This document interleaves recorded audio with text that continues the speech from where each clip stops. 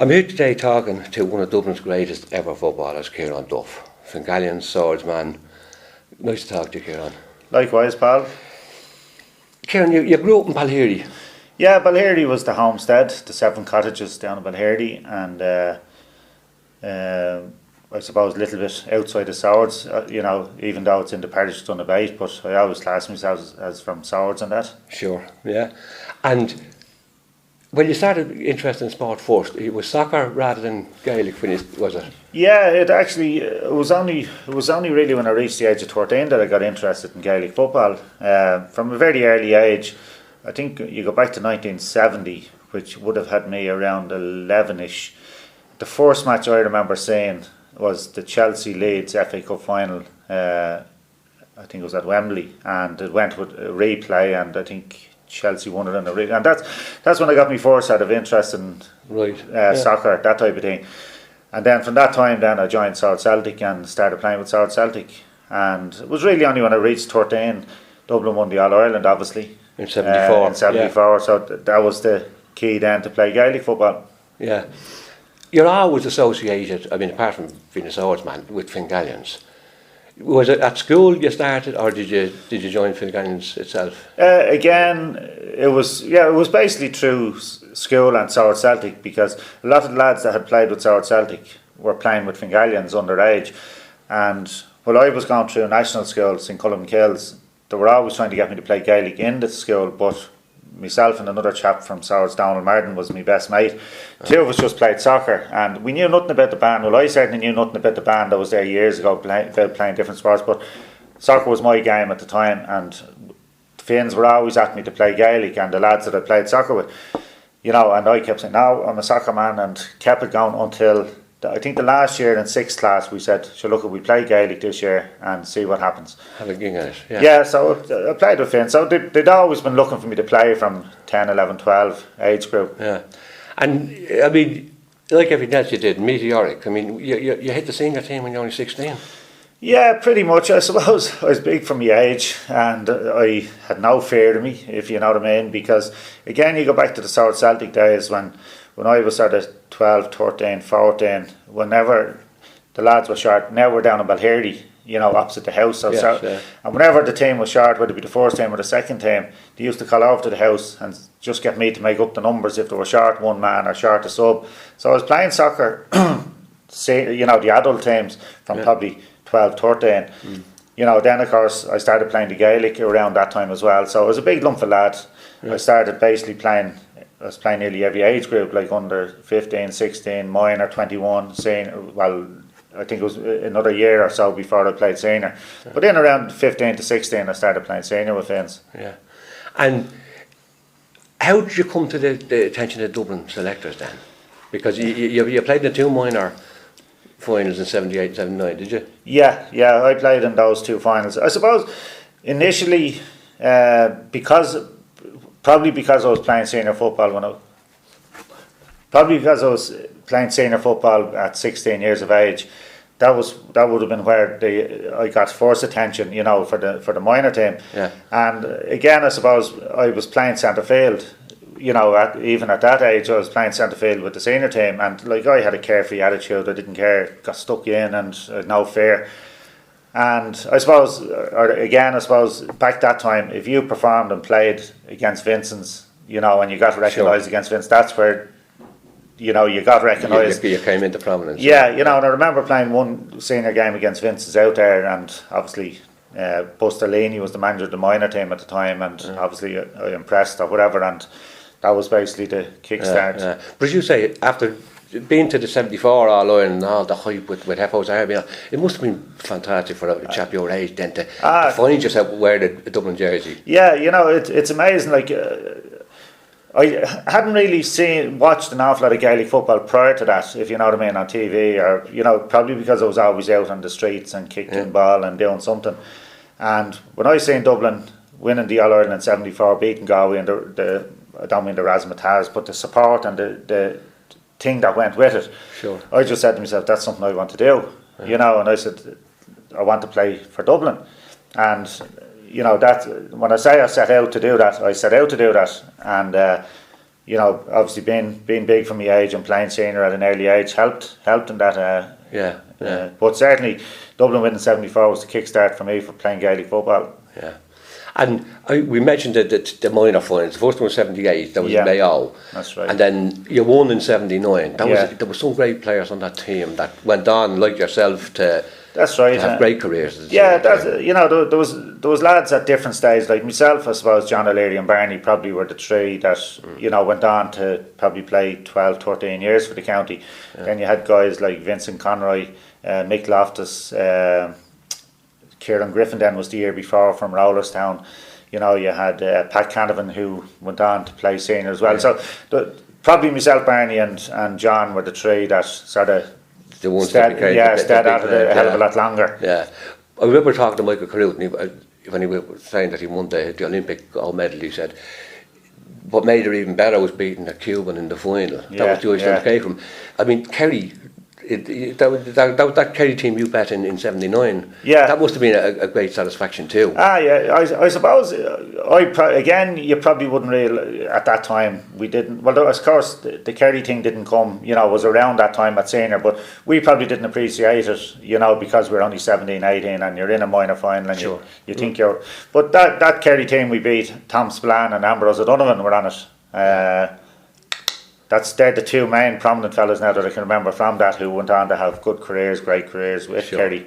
You know, so but that was it. And then again, everything you seem to done happened so quick for you. I mean, after that minor final, then you were called up into senior. Yeah, when we won the minor, you know, that was in September, and in October Dublin were getting ready for National League, and of course that 79 was the end of that Dublin team basically, you know, your Jimmy Keaveney's, Tony Hanaho's, Paddy Cullens, you know, so that team had lost 2 All-Irelands in a row, you know, probably heavily beaten in the second one, so at that stage it was time for a rebuild, and you know, there was still a good squad of players like David Hickey and Bernard Brogan, Pat O'Neill, Fran Ryder, guys that were still hanging around and still there, and then myself and Barney, I think it was, we were brought straight into the senior squad, you know, in the October, so we got an early baptism, and that October, straight after minor, made me debut against Cork in the National League game. Right, yeah. And how did you find the step up? Did it bother you at all? No. Like fish to water? No, that's personally didn't bother me. I know it did take time to settle in, and look, you're 18 years of age, and I suppose 17 to 18 years of age, and you think, you know, the world's your oyster when it comes to it, but it's, you know, it is a step up to what you were playing, but like that, it was done on a gradual basis. I played, I think, the first half. I can't remember how the game went for me, but it was substituted at half time, and I think that was the norm then for the next few games, that, you know, you started and then things didn't go so well, you were taken off, you know, that type of thing. But then the first championship was obviously in 1980 when I kind of made the championship debut, you know, in 1980 then, you know, which is the big step up. Was it unfortunate in a way that Offaly came good for that first couple of years in the 80s? Or do you think the Dublin team, as you say, was in transition and probably needed a year or two to blend together? You know, I suppose when you look back on the career, it came in cycles, if you know what I mean. Dublin had won 6 or 7 Leinsters in a row, I think 6 anyway. And then that Offaly team had been knocking on the door for a few years. And if you remember back to the 2 Leinster finals, I think it was 78, 79, Offaly should have beaten Dublin on both occasions. I think one was Jimmy Keaveney was sent off, Bernard Brogan got a last minute goal, you know, things like that. Offaly should have won the games. But then you move on then to the next year. Dublin had kind of a rebuilding stage at this time. The like of myself was playing, Barney was a sub, John O'Leary had just made his debut in this game. And again, I remember 1 or 2 incidents in the game where, you know, we were ahead and a couple of things happened in the game. Offaly got the run on us, and you know, it's kind of history now. And then Offaly had their 2 or 3 years where we went into a little bit of a slump then for a couple of years. Sure, yeah. We had up to 83, of course, when there's no doubt we'll never forget. Exactly. That semi-finals, the 2 semi-finals, and then the final. I mean, there was just something that will always be remembered by them. You and Barney were, you could nearly say, that scorers in chief. You were getting to that stage that in terms of the scores, and them 2 matches against Cork. And the fact that going down to Cork to play a semi-final, I think that was the first time First that time had ever, happened. yeah, that's right. I've spoke to people who have been down, went down for that, and they said that was some adventure.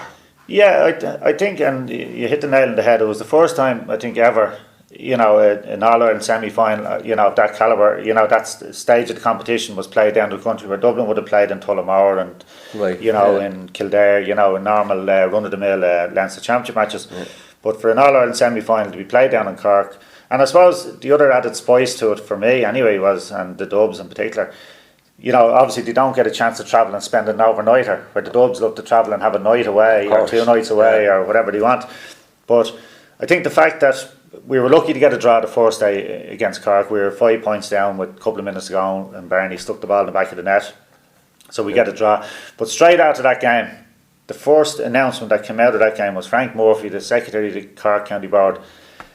We want this match in Cork, this should be in Cork replay, blah, blah, blah. We're always come to Dublin. So we were delighted to get out of Dublin, if you know what I mean. Yes, the supporters we were actually delighted to actually get a trip down to Cork. We went down to Blarney on the Saturday, the day before the game, stayed overnight, and of course it's history now. But the supporters were just loving it. They wanted to travel, and of course the media then sort of jumped on the band. Is there going to be trouble, Dublin travelling down, blah, blah, blah. But Frank Murphy was like a light getting this game down at Cork, and it actually backfired. It did actually, with the result and all, yeah. In the final, that was some final. It was, that was you won your All-Ireland Senior medal there. Yeah. But when people look at that match, I suppose. I suppose we were so impressive in the semi-final, against Cork, and Galway had I think it was a dire match, if I remember it well, against Donegal in the semi-final, and it was obviously we were red hot favourites, and obviously what we done down in Cork. Yeah. But it was kind of well documented before the game with all the different interviews and that Galway done, that they were coming up, and again I'm not putting blame on anyone. They as much as said, look, if we play football with these boys, they're going to beat us. And beat us, off the pitch. And, then we, of course, that was the general talk before the game in the media with the Galway lads. And look, we just treated the game as it normally, we're into an All-Ireland final, we're all 21 years of age type thing, most of us were. Yeah. And we got a bad day weather-wise, there was wind, rain, torrential rain. And it was niggly in the first half, you know what I mean?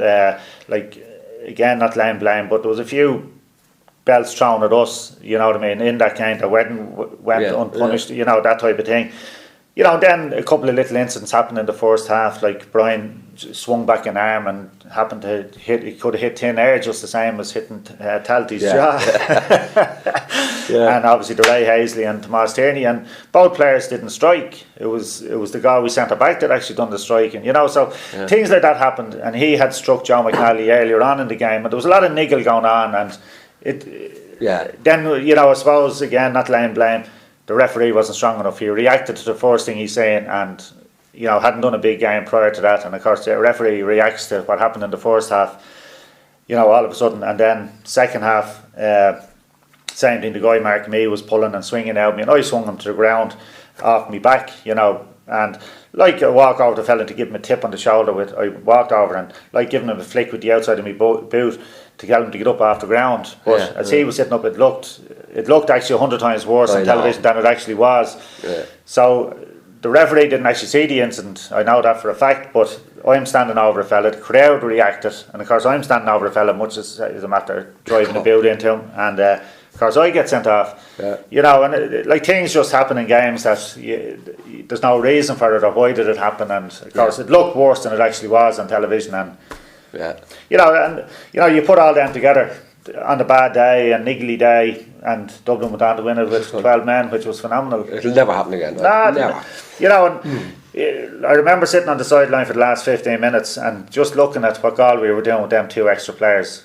They didn't use them to, obviously nowadays if you had 2 extra men you'd utilise them a lot better. Flying, But Galway played into our hands that day, like 2 wing backs, luring balls in, we the defence just blocking everything and stopping everything. 1 man up front, get the ball up to him, and we got a couple of scores, But never to be done again, and phenomenal performance in the second half. Can you remember how you felt after that night? I remember it well because I was very disappointed. When I think back at the time, I was disappointed to be sent off, and obviously I honestly felt the referee overreacted to it. And I spoke with the Galway lad afterwards that night, or the next day, and he admitted to me that I didn't kick him or strike him or anything, and that But anyway, that's neither here nor there now. But that night, I was a bit mopey and drinking a pint or whatever, and next thing Kevin Heffernan come up to me and he said, gives me a dig as he does on the shoulder, what's wrong with you, and I said, look, disappointed with. Look, it wouldn't have been worse if we had lost the bloody game, so we won it and you have your All-Ireland in your back pocket, and it still didn't cheer me up as much, but a few points later, happy days. Good, without a doubt. You got a suspension for that, did you? Yeah, there was a lot of bad press about it, and the feeling coming from Croke Park at the time was they wanted to nail somebody, because of the hype that went to it, and as they said, look at the GAA back that time treated you like you're after committing some sort of a mortal sin, or worse than a murder. You were blackened if you were sent off. Obviously, there was an incident down the tunnel with Brian Mullins and a few Galway lads, whatever the case was. And the feeling coming back from Croke Park was they were trying to nail somebody, and suspend them big, and try as they couldn't nail Mullins, so they gave him the 3-month suspension, which went with the offence. So of course I presumed I was the next one in line, so I was the one that transgressed on the field, and they tried to bring another incident into the game too, but indirectly with me, to try to get me blamed for something else, that happened. And next thing I was landed with a 12-month suspension, and it's extremely harsh. I think everyone even at the time couldn't believe that. Yeah, I honestly couldn't believe it. But see, the GAA, the way they operated at that time, the referee's word was gospel, and it still is to this day. But there's a little bit more leniency now. If a referee says on his report that you struck or you punched or you done whatever, that's gospel, and there's no going back on it. Yeah. And I go back to Tomás Tierney and Ray Hazley. They were sent off, went in before the Croke Park committee, and actually both said they didn't strike each other, but yet got suspended. Yeah, unbelievable. So that was the hierarchy talking in the GAA, and the one man who was behind the whole push was the president of the GAA that year. Yeah. He wanted to nail me good and proper, Paddy Buggy. Yeah. And even when we went appealing, he was the man that stood up every time and said, this man is not to be let off. Not in as many words. And it went on down to a mercy committee, which sits at around Easter. So Easter would have been then in around 6 months at this stage. And I believe at the time, nobody has been refused at the mercy committee. But of course, I was refused. And the man that stood up and spoke to the delegates were happy enough because the mercy committee recommended suspension to be lifted. Yeah. But Paddy Buggy actually stood up at the Congress, GAA Congress, and spoke that the seriousness of this offence, he recommends that the suspension shouldn't be lifted. And then, of course, the vote went with him. Yeah. So they didn't lift the suspension. So about a month later, there was some other sort of an appeal that indirectly that we heard, and I think this was just a softener. But anyway, we got off then. I think I'd done about 7 months. Yeah, it was a long time, But you resumed your soccer career. Was that around that time? Yeah, I obviously then being suspended, I could play nothing, GAA-wise anyway. And I think then there was talk I could have went to America and played a few GAA games over there. But then, of course, when they kicked up over there, the voice was coming over with Mullins. But I went back playing with Swords Celtic on a regular basis, which kept me fit. I kept training with the county, which was great as well. Kevin kept me involved through the National League and all that, and played soccer for the rest of the year. And by that time, there was a couple of League of Ireland teams, because I had done a trial with Man United earlier on in that year. I was going to ask you about that now. I'd actually done the Man United trial in '83, in the March of '83. Yeah. And obviously '84 then, Pats were asking me to come up and train with them and play with them, and I was sort of reluctant, because I didn't think I was good enough to play League of Ireland. Yeah. So I kind of refused it and went playing with Swords Celtic, and then obviously 7 months later I got back playing Gaelic. Actually, the suspension was lifted on a Friday night, and I was able to play with Finns the next day in the senior championship. Oh, good. We kind of used that, so that kind of worked out well for me, and then I got back for the Leinster championship then as well. Ah, yeah. Going back to the trial with United, I mean, that must have been, again, to go over there, because at that time, well, United still have, but at that time they had great players and yeah, a couple of Irish men over there as that's well. right. There was like Paul McGrath was just starting. Paul was only there about 6 months, and you know Paul in his career afterwards how good he was, but you knew also he didn't like training. But Paul even that time now when he was only starting with Man United didn't like training, but you know they knew how good he was, that over the period of time they'd get him fit, you know what I mean, and how good a footballer he was after that was well documented now. Kevin Morden was there. There was a fellow too, Anto Whelan played with Bowes. There was a good lot of Irish there at the time, you know. Brian Robson was there, Ray Wilkins was there, Martin Buchan, guys like that were. And, you know, I don't get phased and I don't get, you know, sort of in awe of doing things. When I was offered the trial, I said, well, look, I kind of picked when I wanted to go and it suited me. The gas season was finished. But for me, to go over and train for 2 weeks, every day, full-time professional, you might as well say, phenomenal. Fantastic. Phenomenal, I must say. Unbelievable. And I went over with the attitude, look, if it happens, it happens. If it doesn't, it doesn't. I was under no illusions. I wasn't, even if they turned around and says, yes, look, we have potential. But I was 21 at the time, you know, I'm not saying it's too old either. If they offered me a year or two, I'd still be reluctant would I take it, because 1 year, 2 years, there's so many kids over there that don't make it. Exactly. Plenty of lads that do and don't make it, and look, I'm only another one. Kevin Morden, if you go back to Kevin, probably was lucky at the time, went over on the recommendation of the scout. They hadn't really seen him, but they had a good manager at the time, Dave Sexton. So Kevin was taken over, and then a couple of injuries happened. He got a break, he got a lucky break, got into the team, and sure, it's history what Kevin Morden done, you know, fantastic career. So I was under no illusions, I wasn't building me hopes up. If it happened, it happened. I knew I'd Dublin to come back to it. Exactly, and that was the whole point. But it's still, as I say, it was a great, must have been a great opportunity. Yeah, I must say now, as I say, to do nearly everything in my career, which I have done, that I set out to do, is fantastic. And I think throwing in a trial with Man United now, I support Man United too. But to throw that in on top of it, well, I said, look, fantastic. I've done everything. Yeah, great stuff. Near enough everything. So after the '83 win, then Kerry came good again the next 2 years, and you played in both finals, '84, '85. Right, yeah. Were you disappointed that Offaly came good 2 or 3 years before that, and then Kerry came back? Yeah, it's again. You were saying it cycles, isn't it? Yeah, it tends to go in cycles. I suppose like we had our couple of good years, like '83, 4 and 5.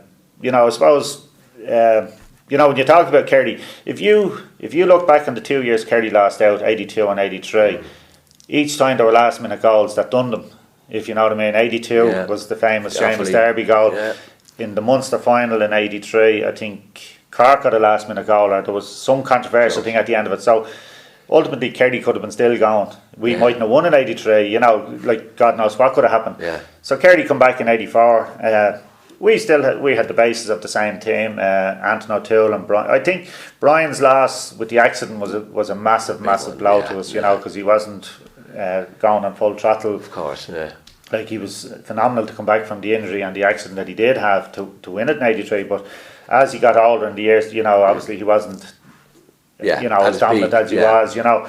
But then Kerry still had some great players there, like Jacko was still there, Spillane was there, Sheehy, Bomber, you know what I mean, they had a phenomenal team, and they had only to throw in the Tommy Dowds and the John Kennedys, 1 or 2 every year, you know. To just reinvigorate them and keep them there. Yeah. And I suppose it was disappointing in the 2 games because we didn't really do ourselves justice in both games. I remember the '84 one where we just were total flat for the whole game, and you know, I think we lost by 4 or 5 in the end of the following year in '85. I think we went something like 8 or 9 points down at one stage in the first half, and we come back to within a point. You know, Joe got 2 goals in the second half, and we come back to within a point. And again, you remember things in games. An incident in the square. Tom Spillane picks the ball up in the 6-yard box. Should have been a penalty. You know, he picks it up, clears it. They go down the field, stick the ball over the bar. Instead of us getting even a levelling point, they go down and put 2 in it again. Game changer. Yeah, you know, so I'd say we didn't achieve what we should have achieved, you know. Yeah. But still, I mean, if you look at as you say, from your own personal level, I mean, you had 3 Railway Cups. 4. 4 Railway I was Cups, lucky enough to get 4 in a row. 2 All-Stars, and in 87 you were the only dub. That's right, yeah. On that is that the pinnacle from an individual accolade for a GAA player? Yeah, I think, you know, obviously when you play Gaelic football, and obviously the one thing you want to win is an All-Ireland, and obviously the next thing then you'd like to be recognised as an individual, you know, for your performances for the year. And I suppose what drove me on was the whatever you want to call it, the abuse I took, you know, playing after 84, 83. You know, the abuse I took from players, the abuse I took from referees. And when I say abuse from referees, I didn't get protected. Yeah. And I just had to bite my lip and didn't react. Only ever sent off once for Dublin, you know. Yeah. That was the one and only time. I suppose what a time to do it. But, you still, as Kevin Heffernan told you, you still won it. That's the important thing, you know. So you move on then, and, you know, then you're performing reasonably well, but you're not even getting nominated for an All-Star because of what happened in 83. I know what you're saying. And if you get sent off in a club game, which I did, you know, for whatever reason, you still don't get nominated for an All-Star. So all them things were going against me. Sure, yeah. And obviously I remember 87 was one of, you know, obviously a better year for me and all that sort of thing. And, you know, at the end of the day, to get the All-Star, you know, it was, as you say, the icing on the cake as an individual. And then to retain it in the same position. And then, the following year. To get it the following year then again, yeah. You know, because I think, you know, it was all to do with media at that time, that they and the Crow Park, once you were a bad boy, you were a bad boy for a few years, you know. Yeah, yeah. But, so, you played on then till 91? Yeah, played on till into 92 actually. 92, was actually early 92, yeah. Jerry McCall was manager up to 1990. New management took over in 91. We had the 4 matches with Mead, now I'm only 31 at this stage, 31, and Paddy Cullen took over and Pat O'Neill and these guys, and they came in with their own ideas and a new philosophy of the way they wanted to play, and slowly but surely the Kieran Duffs and the Barney Rocks were getting shifted out a little bit, and the 4 matches I made in particular, it was the first round of the championship, so I was their first proper year as, you know, in charge. Sure. I come on as a sub in the first game, and I played the second game, and then didn't get a look in for the next 2. Wasn't even brought on as a sub in the extra times, and, you know, all this. And I was still going well in training, and, you know, as I say, I was only 31, and I was in good shape. So when we got beaten by Mead, I started said, well, so they haven't even used me as a sub in these last 2 games. They're not going to call me back into the squad come October for the National League. So lo and behold, next time I get a phone call, Kieran, we're starting back training, blah, blah. So I said, oh, well, I must be in their plans. So I went back training before the National League. Started the first 4, you remember they used to play the 4 before Christmas and the 3 after. Yeah. I think I played the first 4 before Christmas, and I think I was leading scorer. Yeah. And that was grand. I forget now what position we were. Oh, we won the league in 91. And come back after Christmas and training. February came for the first match. Next thing I was on the subs again for the next 3 matches. Wasn't brought on in any game. Then we came to a National League quarter final. Sorry, this was into 92 now. Sorry. We got to a National League quarter final. We were getting hammered by Donegal, and Vinny and Paul Clark were brought on, scored a couple of goals, and we got out of jail. Came to the National League semi-final against Tyrone, and as I thought I'd be on the bench. Team was picked on Tuesday night. Had been going well in training and everything was fine, fit, not a bother. Next thing I'm dropped off the subs bench altogether. So I'm sitting in the, you know when you're sitting in a dressing room like this and your team is named next, all you can see was I wasn't named in the subs, you know. So straight away, you know, you come out of the room and lads, you know, what's up, you're not named and you're injured. Nice, no, I'm grand, so I don't know what's going on. So I got a lift home with John O'Leary that evening, and John asked me, they didn't name you. And so I said, no, I don't know what's going on. And so I was, for once I was really annoyed and tick, and, you know, with the way things went. And I said, look, there wasn't even a word said to me. So I went home and I said it to Mags, and I said, look, I'm thinking of packing this in. They hadn't, because the annoying part was also from January, they hadn't even so much as spoken to me. Not only me now, but anyone that wasn't involved in the first 15. They don't speak to you when you're involved in the first 15. So I went from January to April nearly without a word been spoken to me. And I sat on the bench and tugged out and done everything and not a word and trained well and played well. So I just said, that's it, I'm not going down there again. You know, look, if that's the way they're going to treat me. Now I'm talking about Pat O'Neill, Fran Ryder, Jim Brogan, guys that when I was 18 started playing with them. Yes, if you know what I mean. Now move on 13 years and these guys are guys, you know, I'm still playing, and you think you'd get a little bit of respect, or even just to say, look, hang in there, Kieran, we want you part of the squad. Would have been happy. So I think I went down training on the Thursday night, and Pat O'Neill refereed the game, typical for the first 15, and I got as thick as like Mark and Tommy Card, and I cleaned Tommy Card out on the night, and so I just said after the training session, that's it, I'm not going down there again. So I told a couple of lads on the Sunday after the game. Tyrone then beat us by a point. They took Charlie off with a couple of minutes to go to bring on. There was a chap coming on the scene. Now I don't know whether that was the reason why Padraig Doherty from Portmarnock. I don't know whether that was the reason. He was an up and coming 21, if you know what I mean. Now he was a good lad. Yeah. I think they wanted to bring him into the subs bench to give him experience, but they dumped me off the subs. That's what I presume, to bring him in as a sub. They brought him on with 5 minutes to go, and we lost the game by a point. No free taker on the field. Charlie was gone. Yeah. So I decided then on the Sunday, that's it. So I rang Paddy Cullen because somebody from JJ Barrett rang me.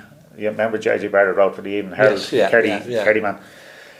Rang me on the Monday. He says, I heard that yourself and Eamon Healy were supposed to run a muck Sunday night in town, and you know that you're thinking of packing. Now I had 2 points in Mars, and I came home.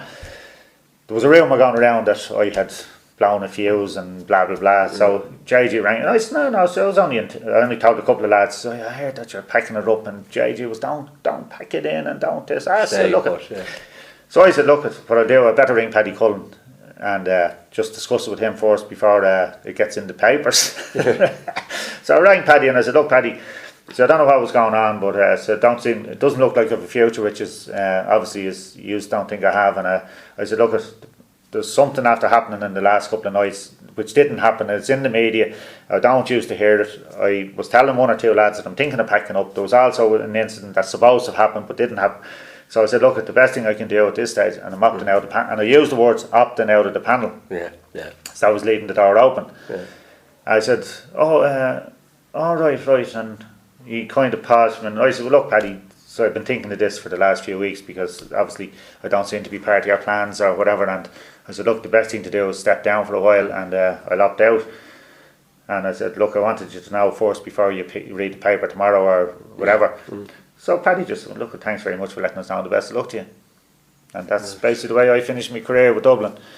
But a year later, Donegal of course beat them in the All-Ireland final in 92. That's right. I had that was, I'd say, the best year of club football I had in my life because I played every match. You know, I was just going to say that to you, Kieran. That I mean, when you went back then, the Fingallians, you played fantastic football that whole league season. Yeah, that particular day when the 2 National League semi-finals were on, Dublin, Tyrone, and we lost. I actually played a match that morning against Summerhill. Mead come up. They were playing Derry or somebody in the other semi-final. Yeah. I played a match that morning. Now I think that was the best thing I'd done. I played the match that morning. I didn't sulk or feel sorry for himself. All I wanted to do was play football. Yeah. I played that morning. I think I played during the week, and I played every challenge match we had, every Vincent de Paul, AIB, and I'd say I had the best year I ever had because I played matches. Yeah. Sure, I had I had a particular good championship match against Ballymun and scored 1 4 or 5, and next thing JG rings me during the week. I have it on good authority. I have it on good authority that they're going to ask you back. And I says, I don't know who's going to ask me. Oh, why? And I said, well, they didn't speak to me for 6 months before I went. Yeah. And so I had no falling out, I had no problems, other than they didn't speak to you. And I said, well, I've done good authority. Pat O'Neill's brother Joe was good friends with JJ, and Joe had said it to Joe O'Neill had said it to JJ Barrett. So I said, well, so look, if it happens, it happens, and we'll see what happens. And I said, look, I've no problem sitting down talking, and I'll just tell them a few home truths about some of the things they're doing with the players, and maybe it'll open their eyes. Because I just had this thing about a couple of players that they thought the sun shone out of their arse. So I said, look at JJ, they haven't spoken to me for the past 6 months, and I don't know who's going to ask me because they didn't even ask me, up to now, anything. So look at think about it now. So of course a week went by and next thing back door opens, you know, who walks in? John O'Leary, you know, John, myself and John are great mates, great buddies. John walks in, you know, and I was wondering when you were going to call.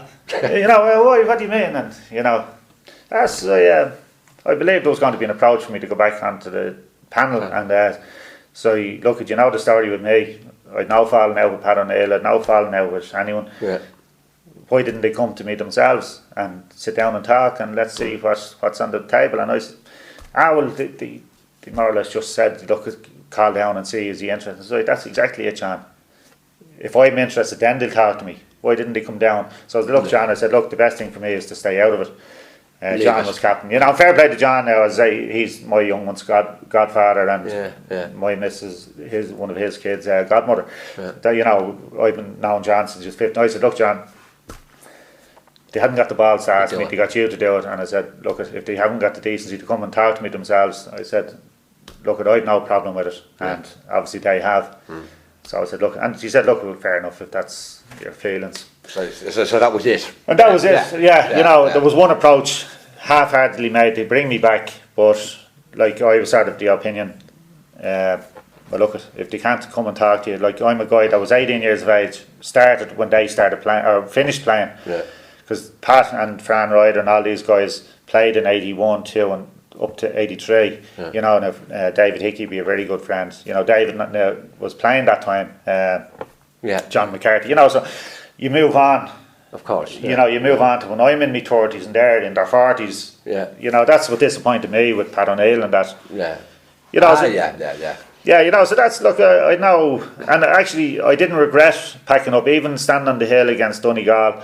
I had a few friends, I got tickets for Donegal, you know, to come down, and I got them onto the hill. They never had a match. You know, and he said it to me, you know, do you not love to ask? Look, you'd love to be out there, but I made a decision at the time, and I was happy with it. And that's the part. Yeah, and that was it, and I had no regrets whatsoever. You know. But as I say, look, I'm looking at your career from 79, from the minor All Ireland win upwards. Do you know what I mean? With the Railway Cups, the All Stars, the All Ireland medal, the National League. I mean, you underestimate yourself there in 1987 when you said you think you had a good year. You were the player of the season in 1987 in that league campaign. And that's from the fans' perspective, you know. But I'll say, when you went back then, when your inter-county career finished, and you've always been associated with Fingallians. I mean, they'll put a statue up outside that building for you, and you're still involved. Obviously not to the extent I'd like to be. Yeah. And as well, like a couple of reasons would be, obviously I have a special needs daughter, you know, which would be the big thing now. You know, obviously over the years, she's getting older and older and harder to, you know, work at home and then obviously work itself, like the way I work, I'm on call and different things. So I'd be out of the house an awful lot, and work-wise in particular, where I couldn't guarantee being home on a Tuesday and Thursday, you know, because of the nature of what I do. I could be finished at 3 o'clock, 4 o'clock and be home. But then I don't know if I'm going to be home Wednesday night, because we work, the way I work is we work in the fault section of DSB, who go out and do the repairs. So if there's a problem at any time, so if I took over the team, you know, I couldn't guarantee be there on a Tuesday or a Thursday.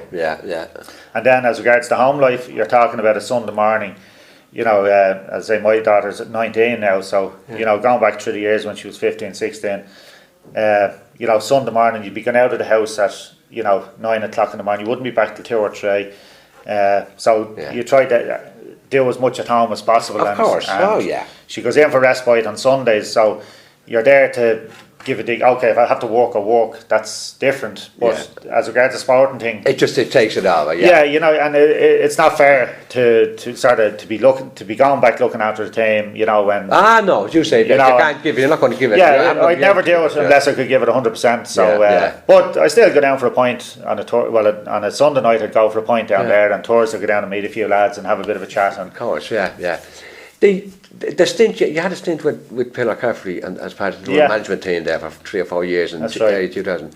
How did you find that, going from playing to behind the scenes? To be quite honest with you, it suited me grand that time. Again, going back to the work situation and my daughter, it suited grand because it wasn't essential for me to be there. If I missed the Tuesday night or Thursday night through work or whatever, there was enough in the back room. Pillar had a big backroom team that we all looked after different things at different times, and there was enough bodies there. So to me that worked well because Pillar knew at the start, look, I couldn't commit to being there Tuesday, Thursday, Saturday, Tuesday, Thursday. On a regimental basis, and he understood that because he was the manager, Paul Clark was the trainer, Talty done X, Y and Z, Skiway done X, Y and Z, and I do X, Y and Z when I'm there. Yeah. So it worked well that way.